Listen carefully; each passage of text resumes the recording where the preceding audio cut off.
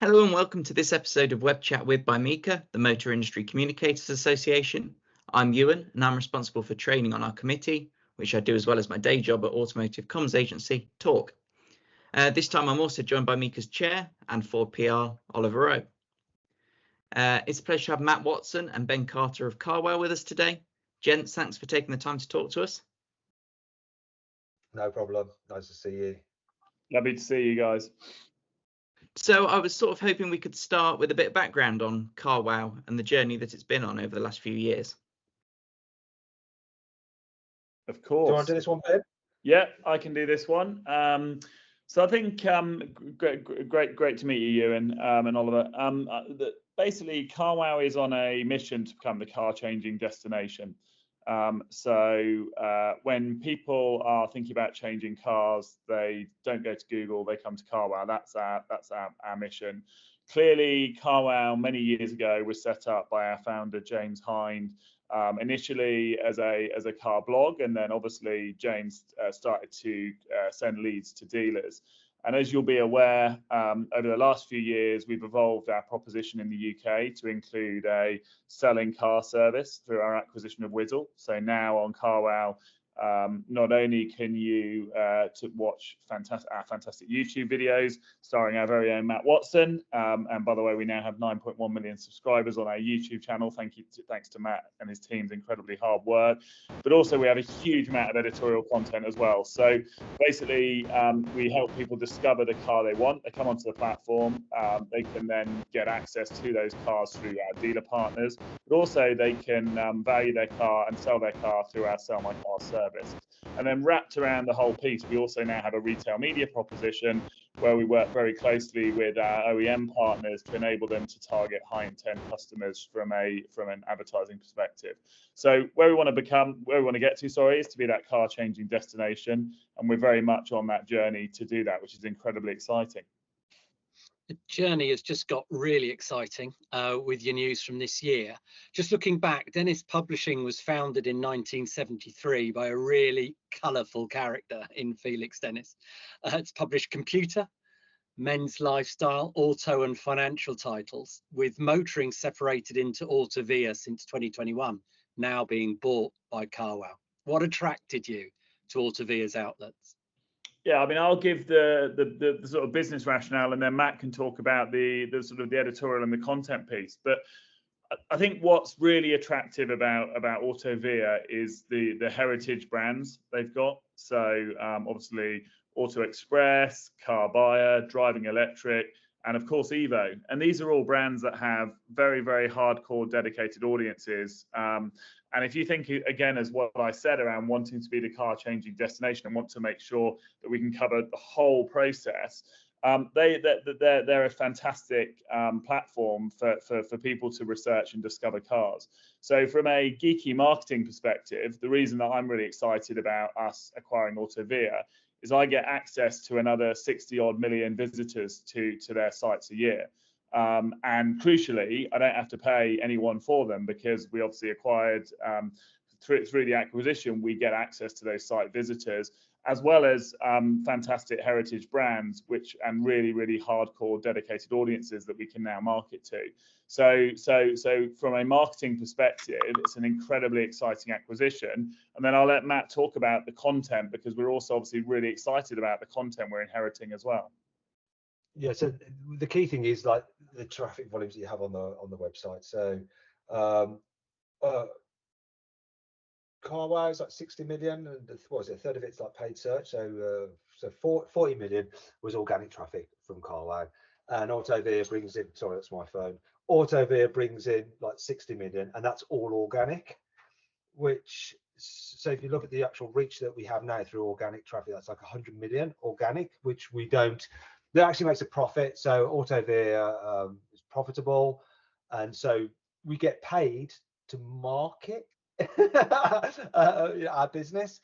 The key things that we found when we were investigating buying it was like the audience crossover. So it's about 20%. So we've got this whole new audience that we get access to. Also, there's the followings that those individual brands have built up over the years. Obviously, Evo since like I think the 90s, when because it came out of performance car, Auto Express into the 80s. So you've got that kind of long heritage and brand recognition from these titles. And one of the key things about them that we're really concerned about is making sure that we're not just going to use these as like a bunch of content writers and farming them out to these different brands. We can think of it a bit like car manufacturers, where if you look at, say, I know you're from Ford, obviously, but when you used to have like the Premier Automotive Group, there's bits that were shared, but like the brand, the brands, like the marketing, the design, they're all separate. And if you think about the content writers about being the outward facing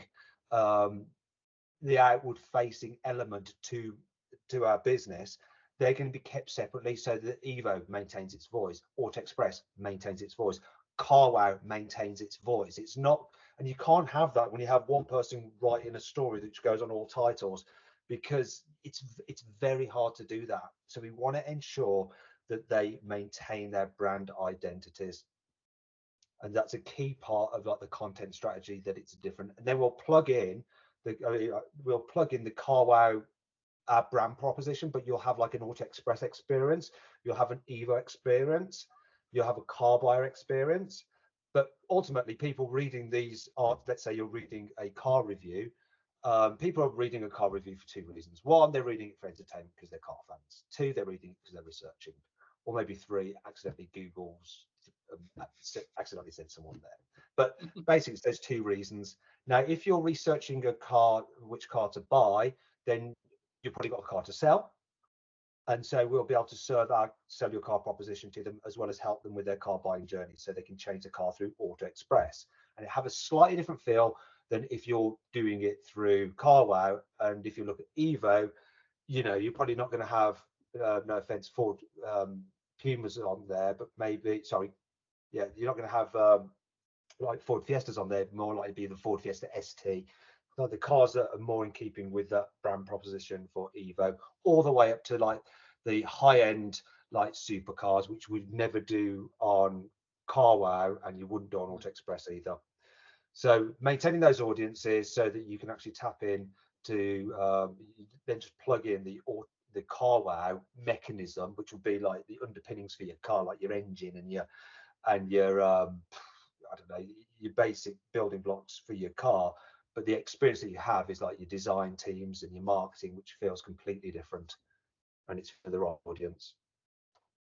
Sorry, I could have probably summed that. I said my job is actually trying to say things concisely. On this occasion, not so much. Sorry. Don't worry. There have obviously been quite a few staff announcements recently, with Sarah Perks coming in as Director for Content and Publishing and Paul Barker as Auto Express Editor. Could you perhaps summarise these changes, and are there any other appointments our audience of automotive comms people should know about? We're trying to keep things as stable as possible so that the teams can continue producing the great content that we do. We're obviously running it from a group perspective with an overall strategy, when we have to think about these brands individually and be able to run and ensure they're producing the right content for their brands, but overall for the group as a whole, to make sure that we're not cannibalizing each other's content, that we're not duplicating resources, but we're also not like scrimping out and trying to put the same kind of content across different platforms. So we've set up the structure to enable us to do that as best as possible.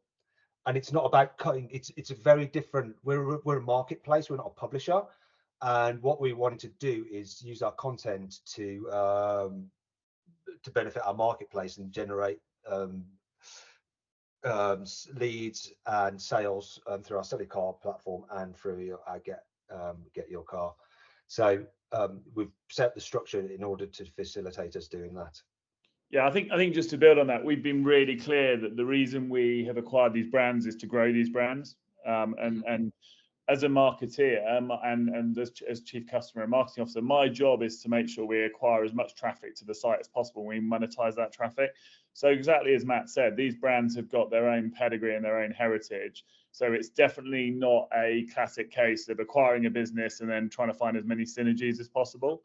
We want to make sure they operate as independent brands, but crucially, We want to prove as a marketplace that we can effectively prove out our model, that we are very good at Carwow from a content perspective, as I've talked about, but also we're very good at monetizing that traffic. And we believe that by taking those Autovia brands, we can also monetize the traffic that goes to those brands, exactly by the way Matt's described in terms of developing those branded services. So this is not a classic bringing lots of businesses together and seeking synergies. Yeah, and there's also now we're across a wider range of platforms as well. Obviously, websites and very strong on YouTube in one area, then magazines in another. So it's kind of all these different places where we can spread the word about Carwow, because one of our key aims is to make Carwow famous for changing cars. There's various platforms to do that: YouTube, Instagram, magazine, shelves, so on and so forth. You mentioned the customer, Ben, through their eyes, in print or on screen. What changes across the websites and magazines will they see first? Yeah, great question. So hopefully you've seen our rebrand for Carwow, where we completely changed our look and feel. God, it feels about a million years ago. It was only 6 months ago. And that was very deliberate. That marked a new chapter for the business, exactly as I've talked about, that sort of march towards becoming a car-changing destination. I think, though, when you talk about the Autovia brands, they've got very, very clear identities. And exactly as Matt has said, they're heritage pedigree brands. And so the last thing we want to do, and the last thing I would do as a marketeer, is just try and rip up those brands and make them look homogenized or anything like that. Obviously, now we're a group of brands. We need to think about how we work as a portfolio of brands, and particularly from a customer perspective, how does a customer travel through our ecosystem? But exactly as Matt said, it's not our intention. We're not just going to plaster ads all over the website or plaster ads in the or print ads in the magazine. We're doing that temporarily because obviously we've just bought the businesses, but actually we want to develop much deeper integrated experiences. So actually a customer's not going to notice a huge amounts of difference. The editorial will still be very, very high quality. Exactly as Matt said, that each magazine has a very, very different role to play, and obviously different audiences. The other thing that really excited us strategically and commercially is the overlap between Carwow and the Autovia brands from an audience perspective was less than 20%. So we don't need to make these brands look uniform, but absolutely, as I said, we want to look at how they exist in an ecosystem, and what that means aesthetically. But I can reassure any diehard Evo readers or diehard Auto Express readers and browsers that we're certainly not going to throw out the baby with the bathwater on it. And there's no plan to make one of the key things is have like a Carwow vibe on Auto Express or an Auto Express vibe on Evo. It's very, very clear that we do not want that. Yeah, that makes sense. A question more for you, Matt. Obviously, you wrote for Dennis Publishing before presenting on Auto Express and Car Buyer's YouTube channels, and then obviously coming on to Carwow 2016, I think, wasn't it? Yeah. I planned it about. Excellent. Is the cat stroking going on? Well, there you go. 6 years later, it's all one big family. What, if anything, will change for you as Chief Content Officer, would you say? Obviously, there's a greater number of brands to think about and ensuring that they have their own brand identity, and there's a greater number of staff involved as well. So, and there's a greater responsibility to the business because content's always been core to Carwow, even since the very beginning, because it started out as a content aggregator. So it's always been key to our marketing strategy, and so the responsibility is even greater. One of the key things that we've always done at Carwow has been very good at separating the editorial content from the business side and not having it's separated out from marketing, in fact, so that you have that the editorial teams have the freedom to be able to do their jobs and provide authentic, trustworthy editorial content, because that's what's driven the traffic and that's why it works. And so we'll be ensuring that that is protected, and there's like a protective moat around all of our content.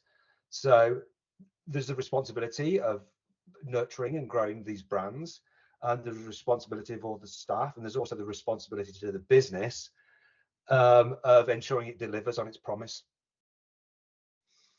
Bit of pressure, but also fun. What a massive opportunity. And like you say, yeah, you know, I started off working for Dennis or Auto Express. I learned I learned how to create good content, and I learned how to identify what's content that engages an audience and how to present it. Not necessarily present it as in to camera, but how it should be delivered depending on the format. And I've got a good experience of working on successful print, web, and social media. He's also now got the biggest team in Carwow by far, which means he has to come to more. That's where Sarah comes in. He's good on numbers. He has to come to more exec meetings as well. Thank you for making the time for MICA, Matt. The next few questions are sort of on behalf of our members. They're all communicators, mostly in PR, some in marketing. So what's the role and the outlook for the new mags and their potential as vehicle sales platforms, as lead generators, and as tools that the communicators might be interested in? So that sort of sounds like OEM side of stuff. Ben, do you want to answer that? Yeah, sure. I think that the magazines are fundamental to Autovia. And yes, Carwow is a digital business, but ultimately the magazines are a great calling card. They're absolutely business as usual from a magazine perspective. And there's things we will learn as well. So if you take sort of the subscription side of the magazine business, well, Carwow doesn't have a subscription-based revenue stream, so we will learn from that and enhance that. But from an OEM perspective, that we will continue to work with OEMs, obviously exactly as Matt said, from an editorial world, but also from an advertising perspective as well. And as I said when I talked about how Carwow has evolved, we have a growing retail media business where we're working with most of the OEMs now out there. And obviously that's now complemented and augmented by Autovia, both in terms of reach, but also in terms of technology and advertising tools that we can use as a group, ultimately to enable OEMs to find high intent audiences, both on and off the Carwow portfolio, if you like. From your point of view, like working in PR, I mean, it's sort of business as usual. You have certain metrics that you want to hit. Basically, Oliver, you're doing the same job, but for the OEMs that I'm doing for Carwow. We get a lot of traffic, a lot cheaper. We don't have the budgets of the marketing departments, but we get a lot of eyeballs. It's the same. We're basically doing the same thing from the opposite side, aren't we? Really, and so it's going to be business as usual. You'll know that you want to get your product in front of X amount of eyeballs. So you work with Auto Express on certain. You work with all of us on certain cars. You might do specific kind of work with Auto Express, maybe on a special for a magazine, or maybe it's something with Evo, or maybe it's something with Carwow that you want to set up a video series with us. It's just going to be the same kind of thing as before. But I'm really keen on this, that you guys, from the PR point of view, don't see it as just like, okay, we're going to send one car in or one invite, and they're going to, because you will not get that. It will confuse the audience, and you won't be able to hit the people that you're wanting to hit by working with these titles. So it's really important that you guys see the titles as individual brands, separate teams. Yeah, absolutely. And I think that kind of leads on. Oh, sorry. And what we won't be doing as well, like let's say you've got a car that you wouldn't want to go on Carwow for whatever reason, and you want to send it to Evo. There is no way that we will be going wrong. Evo, you've got to give it to Carwow now. There's absolutely none of that. We would not want to affect the relationships that these brands currently have with the manufacturers, and vice versa. It will work the other way around as well. Brilliant. It kind of leads on to my next question, which you already sort of started touching on there, which is what do you ask of automotive PRs to be aware of when it comes to dealing with the outlets and Carwow sort of moving forwards? Really, what should they know? So exactly that work with them as you have done in the past as individual titles.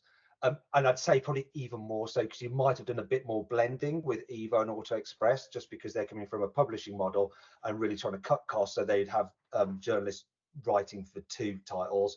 Ideally, if you see some content that should be on Evo magazine or on the website, you go right ahead and you speak to Stu Gallagher. What we will be doing is we will know what is available and what's happening on each other's titles, but we won't be leveraging it, just so we're up to date, so that we understand what products are available so we can react. But what we won't be doing is, you know, if a manufacturer doesn't want to lend a car to a certain brand for whatever reason, we respect that. Your cars, you do what you want with them. Likewise, if we want a car for a certain thing and you would like to go across all titles and it's not right for all titles, it won't happen either. Last couple of questions are kind of future gazing, one on content and one on audiences. Sort of evolving over the next 10 years, what will Carwow's now broader audience want? Connectivity and tech in place of ride and handling? How can you see the content going? Oh, well, I mean, well, I think as everything moves to electrification, you are removing a huge differentiator between cars, because I mean, you'll know that an electric powertrain, that depending on the power, they feel pretty much similar. I mean, I think this will change as engineers do what engineers do, and they start solving the problems and try to bring brand identity back into powertrains through program. I don't know how it's going to happen, but generally, I think when I started, maybe not even when I started being a journalist, there were a few bad cars, but you guys benchmark so much to one another that the differences are more in design, in kind of user interface and so forth, and people are more and more focused on tech with mobile phone and how the car can work with their lifestyle. And so I think for Evo, it's still going to be, you know, focused on the thrill of driving. In terms of, if you look at what we do on Carwow, our written reviews on the website, we do talking like the driving experience and so on and so forth, but the practicality, the functionality of the human car interface, the self-driving tech gets reviewed as well.